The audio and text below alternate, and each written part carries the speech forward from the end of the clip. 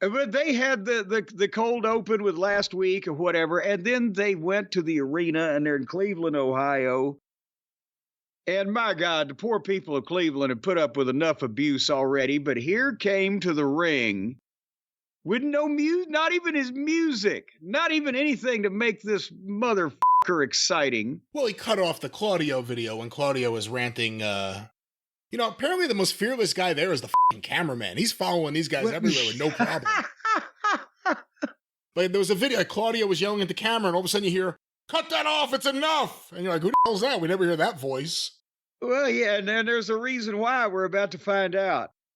But yeah, here comes the company mascot, little puppy pockets, Orange Cassidy, to the ring with no music, no charisma, no talent. He's had all he can stands, and he can't stands no more.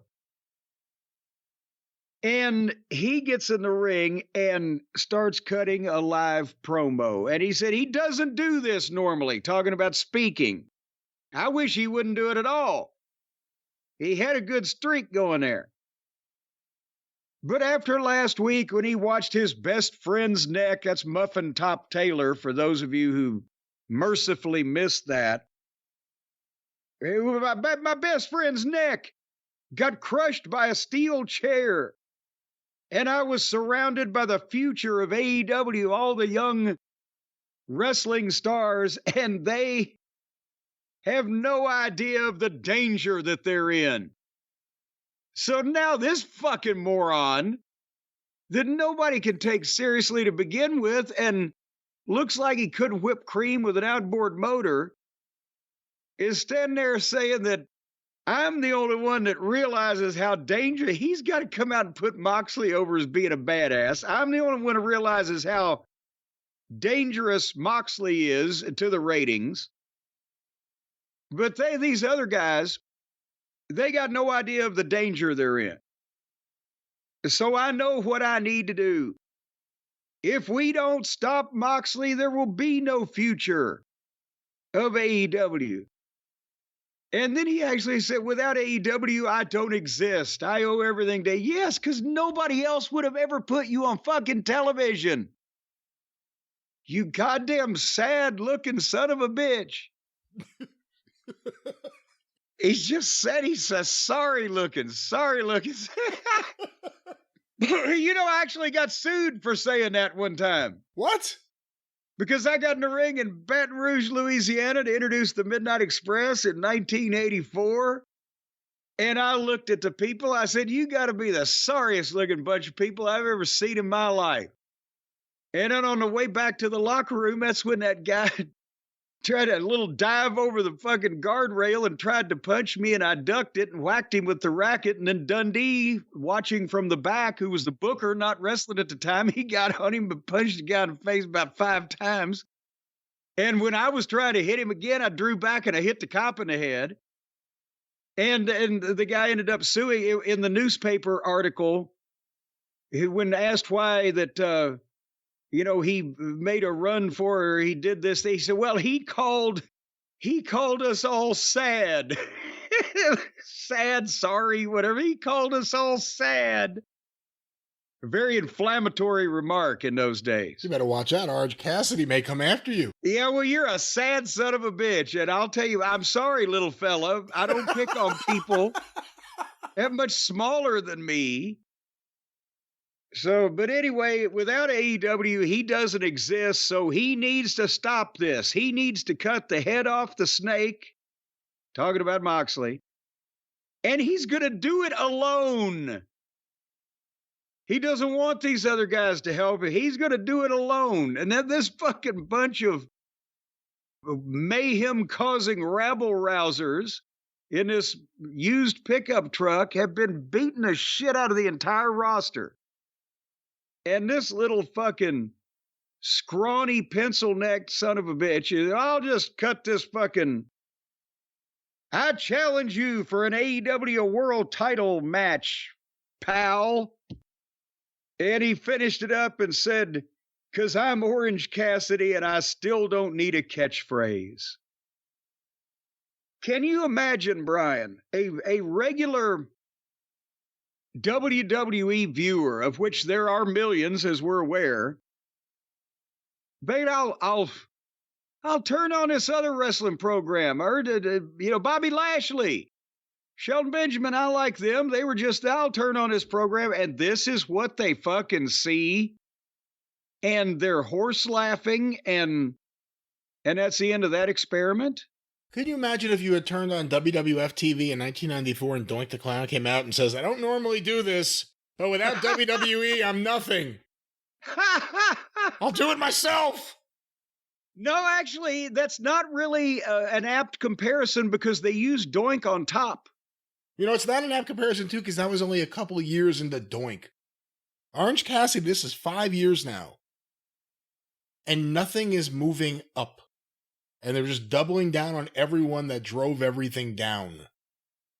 There are little glimmers of hope, but they're doubling down, tripling down on everything that has caused the free fall in fan enthusiasm. It's not just because WWE's hot, it's because AEW is putting on a stale product. No matter how many times you see a flip that you like, it doesn't change that it's a stale product. So now Orange Cassidy is getting into the main event. I told you years ago, I said, Tony's going to find a way to get the world title on Orange Cassidy. I'm not saying this is it, but this is the road to it. And again, when you need to improve your company, and you are bringing people with size, if you walk into a restaurant, you see a Shelton Benjamin, let alone a Bobby Lashley or an MVP, you're like, man, that's a big motherfucker, Jesus. I don't want to Rick Ross. I don't want to fight this guy. This is a big, scary guy. You see Orange Cassidy, you're like, I could take him. And you could. And that's the problem. So, I mean, he's out here. He's going to lead this. Meanwhile, again, MVP Lashley, Shelton, why don't they do something next week to end all this where Tony just says, I'll pay you guys, clean up my dressing room. Well, yeah, and we're going to get there at the end of this program, but I mean, that's pretty obvious. Just if you're not going to see the Moxley minions cross-pollinating with MVP, Shelton, and Lashley, because that wouldn't work out very well. And they're doing the whole Hurt Business thing right. It's amazing. This again has become a schizophrenic program where you have this childish indie nonsense over, a guy that fucking plays pocket pool is going to get revenge for his friend Muffin Top. And nobody gives a fuck about these people except their own little indie bubble. But there's the other problem right there. When you hear the audience reaction, or in a lot of cases, in most cases on this show, this week and most weeks, the lack of reaction, what does that tell you? They're not even that enthusiastic about it. And at the same time, they've established a brand new top heel group that's so badass that the people are cheering them already. They just got there.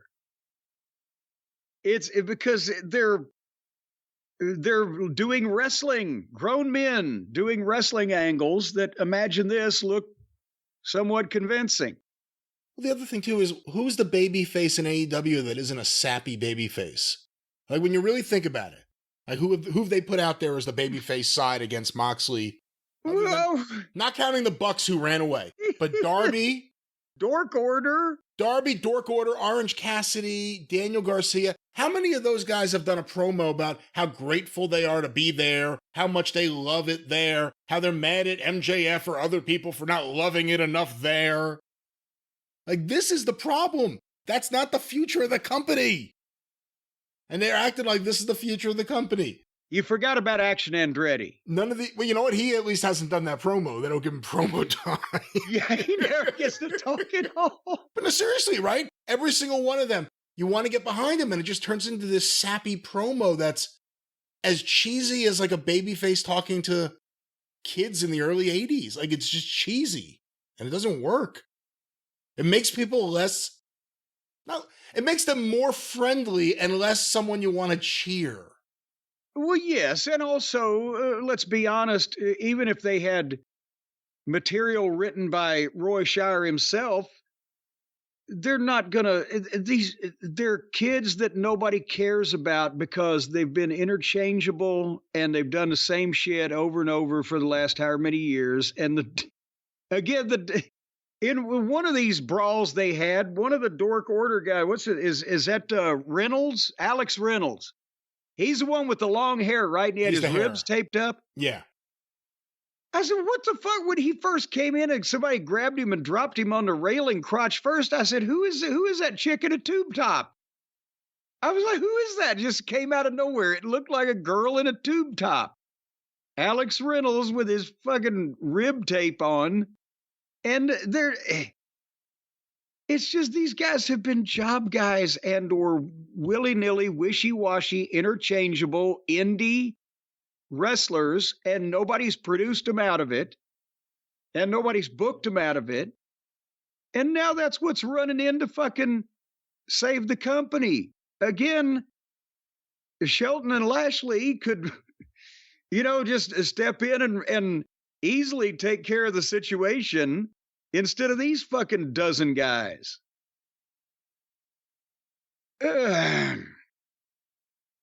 Anyway, moving on.